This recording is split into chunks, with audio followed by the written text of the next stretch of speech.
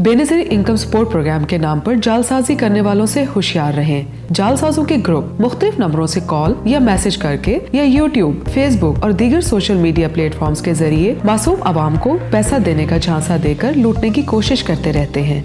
याद रखें, Benazir income support programme से मिलने वाले वज़ाइफ की कोई फीस नहीं है, लिहाजा अवामुल नास ऐसे फ्रॉडियों से होशियार रहें। जालसाजों की किसी भी कॉल या SMS का जवाब ना दें और ना ही ने कोई रकम मुंतकिल करें। बेनज़ीर इनकम सपोर्ट प्रोग्राम का अमला आपको जब भी कॉल करेगा तो मालूमात के हसूल के लिए वो आपको BISP के मुतल्लिका दफ्तर आने की दावत देगा। वो कभी भी फीस का तकाजा नहीं करेगा।